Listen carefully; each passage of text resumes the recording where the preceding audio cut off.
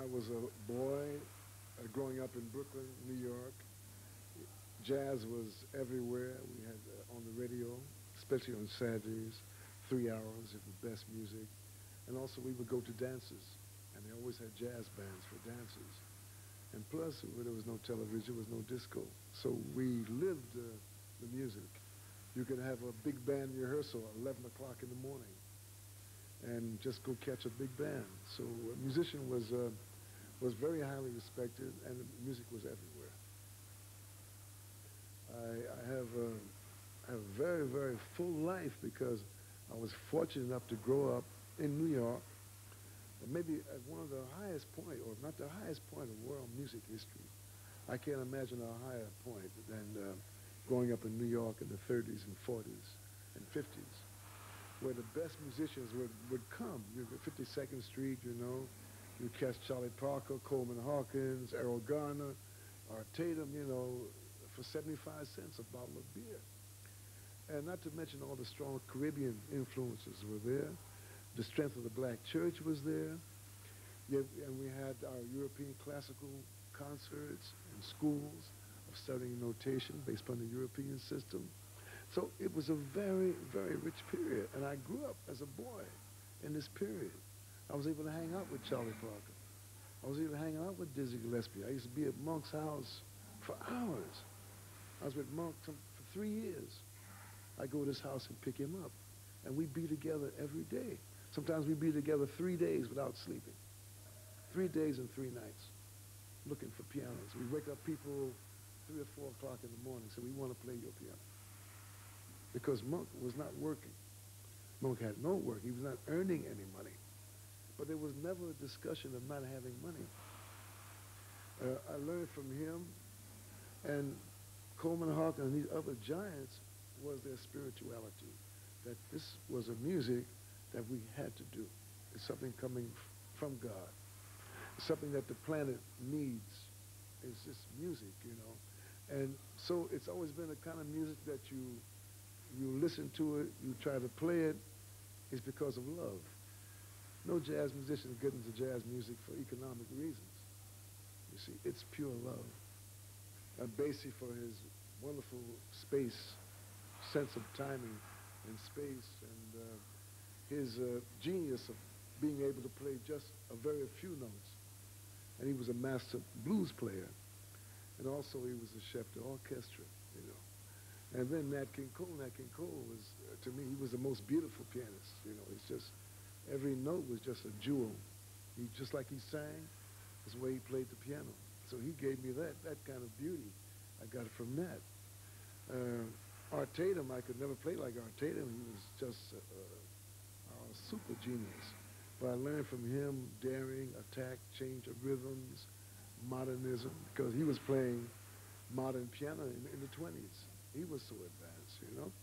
And then came Thelonious Monk, and he just completely took me in another direction, because I'd always been interested in the mystical and magical values of music.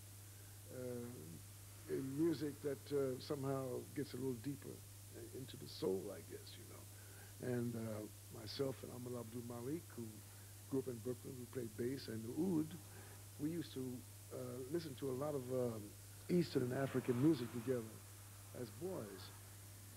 And when I heard Thelonious Monk play the piano, I heard a kind of freedom, a kind of direction, a kind of, for me, a kind of return to traditional Africa. This is what I heard when I heard him play.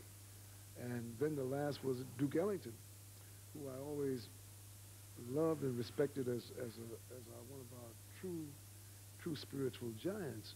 I didn't recognize his piano playing until much later because I was so involved in the orchestra. So to answer your question in a long way, those things that I do are a combination of myself and those things that I've learned from those other pianists. Kind of like a tuning up process, but not necessarily dealing with any particular note or any particular sound. But it's almost like, what picture am I going to paint today? And what are the colors I'm going to use to paint this picture? So that's what happens before I get to play an actual song.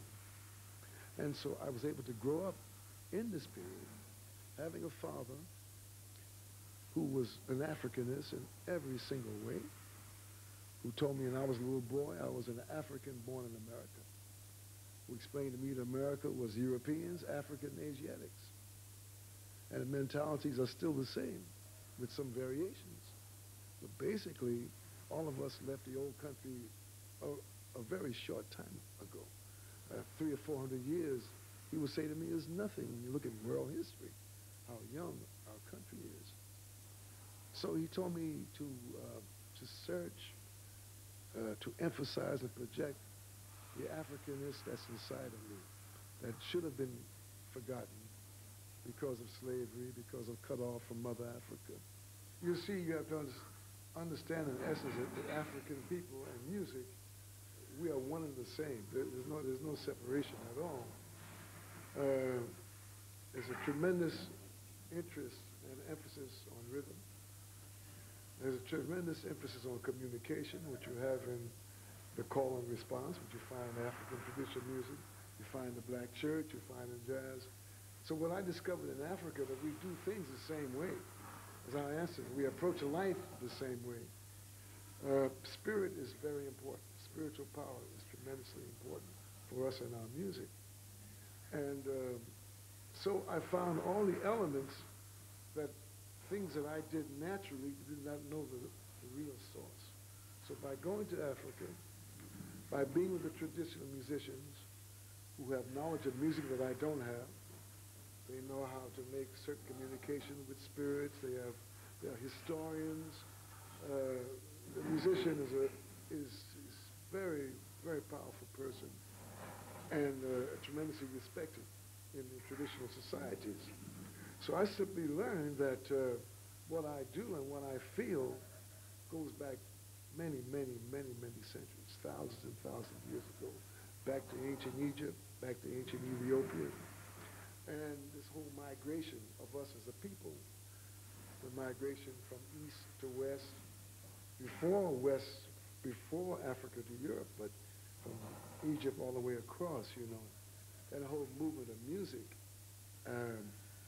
has inspired me because I'm beginning to understand why I do what I do and why I play like I play. Because with our music, it's something that is not in the school system, per se, and it's something that's happening in a very magical way. But I think by living in Africa, by going to the various villages, by listening and participating and eating with and absorbing traditional people, that spirituality has sort of entered me and sort of gave me more strength. Like I say, when I go to Africa, it's like charging my battery, like charging my spiritual battery. In African-American music, our music happened in such a spiritual, such a magical way that there was no real huge effort to really label it, per se, and say, well, this is this, this is that. We have the titles of jazz, rhythm and blues, we have all these titles, but it's something that we just use. We never really got into it to see, well, what is this music? What is it really all about? And I think that with the music, it's the spiritual values of the music. It's like, why when I heard Mahalia Jackson sing? Why when I heard Billie Holiday sing? I cry. What happens with music that makes you cry? Some other music that you hear and you enjoy. But some other music, it touches you somewhere. And all the titles of our music, whether it's rhythm blues or bossa nova or samba, when you get the real music, it can make you cry. Because it's almost like Mother Africa for me, crying.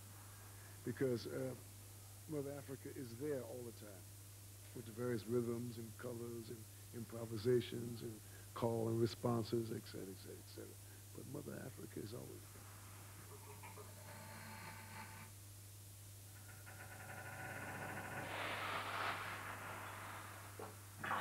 I have a mixed background. My mother's from Trinidad, my father's from Jamaica, and my father's line, through his grandfather, we go back to Africa. And I've always been interested in Africa. The music is what kept us alive as African Americans. Because if we didn't have the music, we would have died, we would have perished. It was impossible. The music is really what kept us. Well, by the look around, like the slavery, it was such a powerful destruction that the only thing that could keep anybody alive through this ordeal would be a strong spirit. And through that spirit, you know, we kept the music, and that's what kept us alive, you know. Sometimes when we perform, I don't feel like I'm actually playing the saxophone or the flute. I feel like I'm being played, that some spirits from long ago are coming, and sounds are coming through us, and we don't even talk about what we play. We don't know what we're going to play. We don't know how we're going to start or how we're going to end. It just happens. It's magic. And the spirits, they come into us, and then I'm not even playing now. I don't know. I can't explain it. I don't feel like I'm playing anymore. I'm not thinking about notes. I'm not thinking about changes or chord changes. It just becomes a sound, a spirit, and that's how the music is with Randy. It's just, you know, it's just a sound. It's an ancient sound. Could add, you know, an ancient sound, very old, and very moving.